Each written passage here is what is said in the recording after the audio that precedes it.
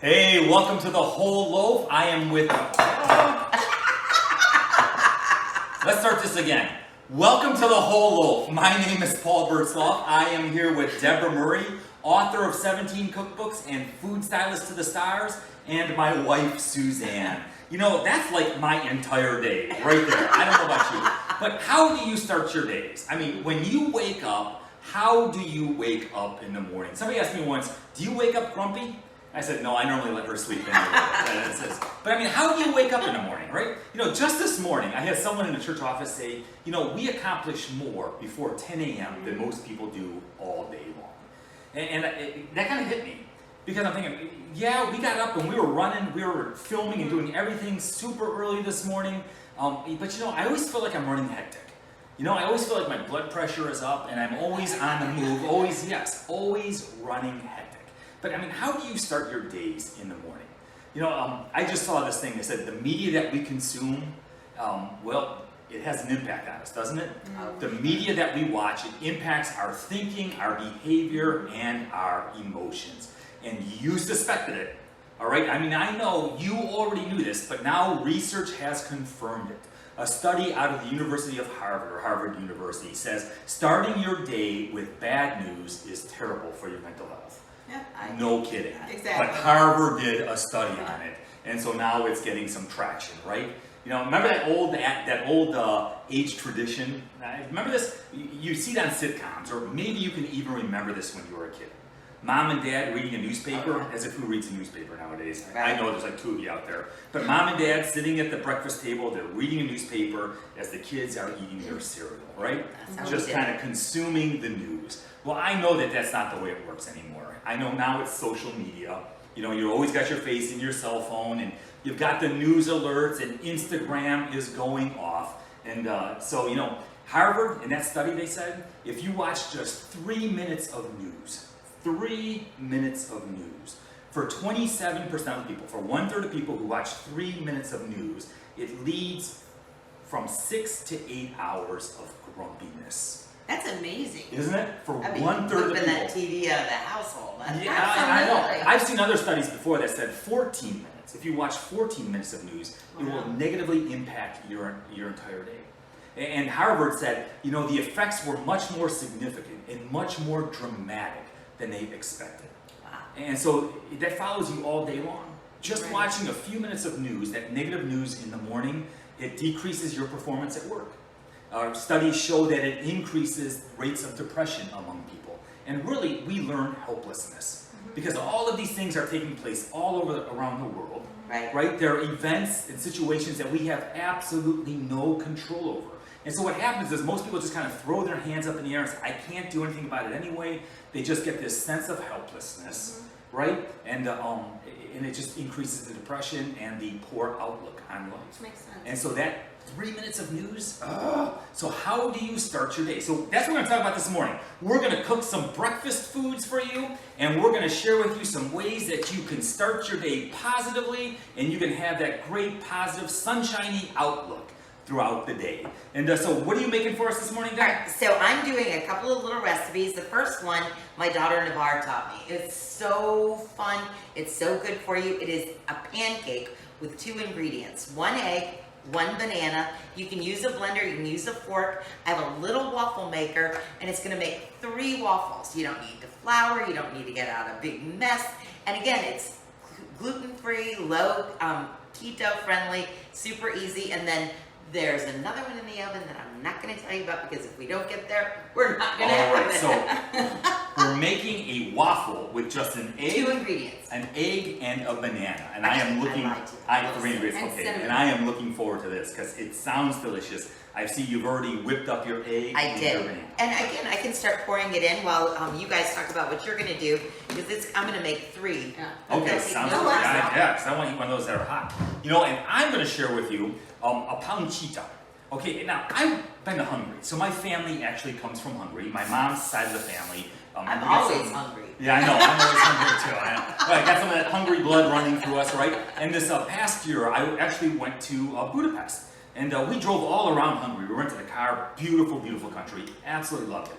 But in Hungary, the language, you know, as you travel throughout Europe, most of the time, you'll recognize words. Like if you go to Germany or if you go to Spain, you'll recognize words. Like, oh, I know what that word means. In Hungary, you don't recognize anything.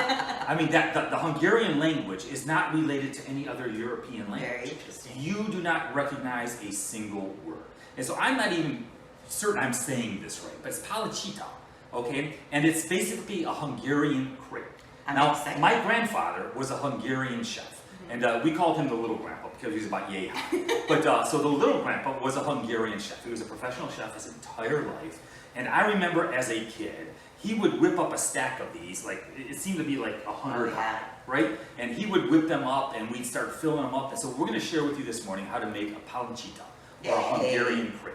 And all I've done so far is I actually have 5 eggs that I have whipped up, right? And we're gonna add, I have a cup of flour, okay? And so I don't remember as a kid adding this much flour. Right. Okay, but like talking to my mom, who's my favorite Hungarian out there, you know, talking to my mom and some others, that yeah, there's this much flour. Now I've made pancitas before, and I've used basically egg, a little bit of milk, and just a very little bit of flour. So we're one-take wonders here. All right, so I'm gonna follow the real recipe. All right, so I have got 5 eggs. I also have a cup of flour in here that I'm gonna stir into our eggs. Right? And if I'm doing something wrong, Deb, go ahead and tell me what I'm doing wrong. And then also I am going to add, a cup and a half of milk. All right, so so we got a lot of, okay, and we added just a pinch of salt to this as well. And I know it's supposed to be very runny. Yes, very, very runny is how I, but with this much flour being added to it, I thought it was going to look much more like a pancake batter here. Nope, that looks right to me. It looks very crepey to me. And I had a sticking situation on mine, so I'm going to clean up my mess and start over. But you know what? That smells excellent. It really does. Delicious. And you know, it's so funny. I've never had anything stick on this before, but it's like that. That anything that can go wrong does go wrong. It does go wrong. It does. Can I steal a knife from you so I can be working on this? All right, Pastor, let's see your So we're gonna see how this works here today. Like I said, we are one-take wonders here, and we're live. No, we're live. There are no second takes. Okay, if this works, fantastic. If it doesn't work, tell your friends to watch the video. It's hysterical. Absolutely. Okay, so I just simply melted down some butter. We are gonna pour some of our crepe mix into it. Okay, it's supposed to be just a very little bit of crepe mix. I'm going to stir that a little bit for you. And I did not stir that all too well. I've got an awful lot of flour in there. I probably should have sifted it in a little bit slower. There you go. You got something to do now. Absolutely. And we are just going to let this cook. And actually, I probably put way too much batter. So you're only supposed to put a thin coat of batter on the bottom of the pan. And actually, the pan that I'm using right now is a pretty big one. I always use kind of like a 6-inch little pan. That I was able just to kind of flip, and away I go. Yes, and so that's my way of making crepes. I think you're going to do better. You go. And you know what I think is the best part about this is when you do cook, you can have mistakes. You can have stuff happen, but don't let it ruin your day. That's right. You know, it's creative, it's fun. You're putting food in your body. You're not buying pre-prepared food. I mean, I think sometimes the goof ups are just as good as the. And when you make waffles or crepes, you always throw the first one away anyway. Or that one always goes to the dog, right? And that's what the puppies love. They're banking on that. So we have an old English sheepdog sitting over here on the floor next to us right now. And she is just looking up there and she already knows. Harley's like, I am all about that. She's going to be eating well today. She can already tell that some good eating's going on. Okay, so like, just so y'all know, I was a fast order cook for many years. And wow, sweet. The pan's too big. But I'm very talented when it comes to flipping stuff, as you can see. And you know what you can do, Paul, is just put less in. Yes. You know what I mean? To make it a little smaller. Yeah. So once again, I think I did. Or you can attach it like I do, and cheat and use the flip pan the way it's intended. Yeah. We should break out the flip pan. There you go. All right. So you were telling me earlier, Deb, that when you cook eggs, right, if you cook it too high, okay, that they'll have a tendency to stick? Well, just so you know, since 2006, it's been against the law from the United States government to manufacture nonstick that had petroleum in it. Those are PSAs, PTFEs, they were plastic synthetics that were going into our food, and they give us a flu-like feeling. So the alternative pans they've come out with is ceramic, like what's on our hair dryers and whatnot. It's very clean, it's very healthy, but at a high temperature, it actually will seize the eggs like super glue. Like where normally everything will slide right off the pan. If you're starting to cook your eggs at anything above medium, you can need a shovel to scrape it off. Right. But if you're cooking in the lower, like low, medium, or low, it just repels the food. Yeah. But it's one of the side effects of taking better care of our bodies and taking better care of the planet is just lower the temperature when you're cooking with the modern pans. Oh, really? I see. You learn something new. Yeah, and so, the other thing too, I was thinking about this, like, okay, it doesn't look pretty, but it's very good. It's gonna be delicious. Like to this day, my mom, for years and years and years, every time she'd serve a piece of pie, she'd take the pie out of the pan, and every time she served a piece of pie, she would actually flip it upside down. And to this day, we all joke. That's awesome. We continue to laugh. Yes. Oh my goodness. We continue to laugh and joke about it all the way. Why don't you give me one of those small pans? Okay, and so we continue to laugh and joke about it even to this day. So how do you start your day when it comes to news? All right, how do you start your day better than what it's going so far? All right, so I mean, what can you be doing to start off on the right foot? Because you just can't ignore the news. I've always wanted to start a campaign at church that was #NoNews. Right. I mean, I would just love to do that. #NoNews. That would be awesome. And challenge and encourage everybody to just simply turn the news off. Right. But you know what? You can't do that. Right. Right? I mean, we need to be responsible. We need to know what's going on in the world. But I think we can be more thoughtful about the dosage and the timing of all the media that we take in. I agree. And so here's some very practical things that you can do to start your day off better. One, turn off the news alerts. All right, you know how like sometimes on your cell phone you're constantly getting the alerts of what's going on in the world? Mm-hmm. Turn them off. I mean, you know it's going to be bad news to begin with, so just turn them off, and you can wait. You can hold off until later on in the day. You're going to hear about it anyway. And that's one thing that I do is when I come home from work, all the alerts on my cell phone go off, so I'm not getting my email messages, my text messages. So when I'm wanting to look at them, I can, but it's not controlling me that every time I hear a beep, that I'm running over to see what it is. Do you have a timer that you do that, or you just I intentionally just automatically intentionally do it. That's awesome. That's an outstanding idea. So it's How really many times helpful. you ruin, you're having a lovely dinner, and all of a sudden you get that work text, and you're like, oh no. Yes, and then everything changes. I have to. And see I have to take that my right watch off. there. I don't have one of those. You're and the wiser I man. don't want one because my cell phone drives me crazy. Right? You'll mentally tune it in more. And so I don't want all of the, my emails buzzing on my wrist, or and oftentimes like even the text messages just come in one right after another. All right, and so turn off the news alerts. You don't need to hear it. It's negative, and you're going to hear about it later on anyway. Right. And the other one I would say is cancel the noise. Okay, you ready for this? I'm ready. Pay close attention. Pay close attention. Oh my goodness. Come on, baby. We are definitely. It's a beautiful crate. Yeah. It's beautiful. You did a That really was good the job. first real one. So That looked really good. I'm telling you. Give me one more. By the end of this show, we will have a waffle. We will have a crate. So the other one is cancel the noise. Cancel all the noise out there. Okay, in the same way that you might wear noise canceling headphones on an airplane so you get some sleep and get some rest, do the same thing at home. You can turn your brain into a noise canceling machine by prayer. All right, I sit back at nighttime. I live in a frat house in downtown St. Petersburg, right? We're in an apartment complex where I'm like the old creepy guy in the apartment complex. Oh, no. Everyone is younger than me and they don't go to bed. They never go to sleep. Across the street, we've got several restaurants and a bar that plays live music into the wee hours of the morning. The guy upstairs he works, but he never goes to bed. And my wife, she snores like a banshee. And I actually had to look up what a banshee was. It's an Irish folklore of someone who wails. Anyway, so I've got my noise canceling, and I roll these up and I stick them in my ears, so it kind of Right. And so cancel the noise. And I think one of the ways we can do this is by prayer. Okay, It is simply by coming before God in prayer.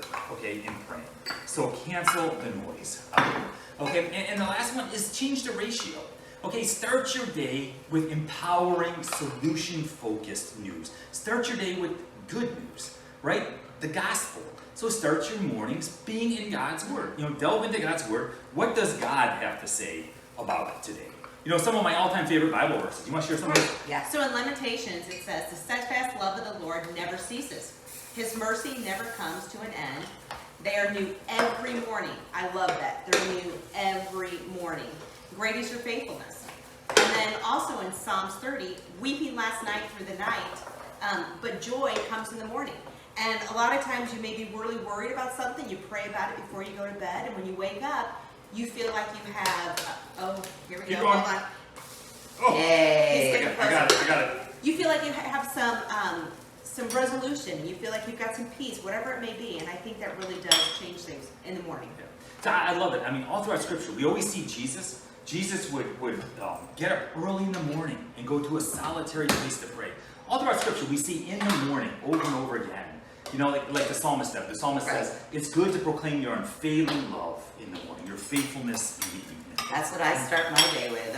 A cup of coffee and scripture. That's Yeah. the way I start my day. Doesn't always mean I'm going to have a perfect day, but at least I'm starting it on the right track instead of tuning into CNN or one of the other. Exactly. Because you never know where that's going. Well, and I still have a bad habit. I get up every morning and turn on the news. Yep. And I know better, and yet I still find myself doing it. So, do as I say, not always as I do, kind of thing. Straight up. Easy for a Okay, second. go ahead.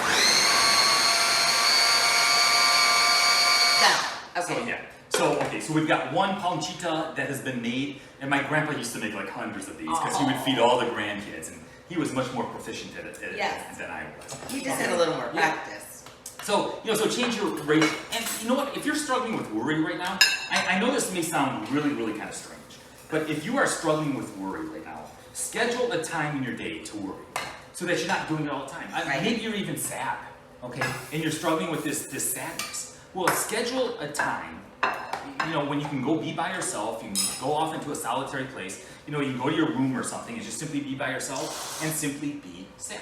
I know it sounds really kind of strange, but that is a therapeutic technique. There we go. That is a therapeutic technique that many counselors and many psychologists will use. And so you're not worried all day long, Yeah, just but have you're that one focused on time. that. I love and that it is idea. extremely, extremely powerful. Do you see that? That You is see beautiful. that? Ah, there you Golden go. brown. That's- Just that's- beautiful.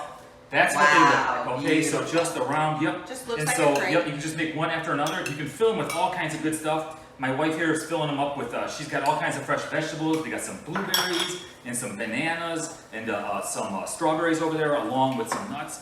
You can use Nutella. My grandfather always used to use jelly. Jelly. Okay, we'd Yum. fill them up with grape jelly. Yum. And we'd roll them up. You can eat them cold or you can eat them hot. Another one of my all-time favorite Hungarian dishes is chicken paprikash. I love chicken Oh my paprikash. gosh.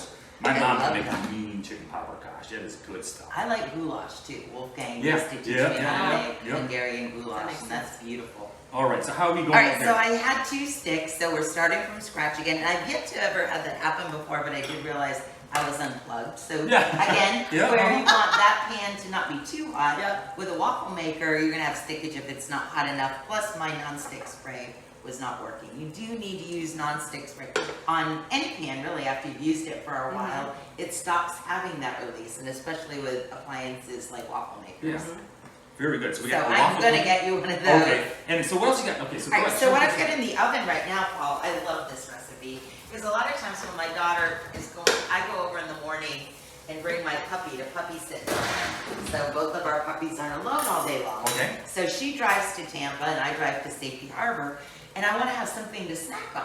Yeah. But we're both trying to stay away from flour, so we found this cute little recipe on the internet, and it's adorable. It's these little potato cups. You cut the potatoes super thin, then we fill them with a tiny bit of cheese and turkey bacon that we cook I love extra it. crispy in the air fryer.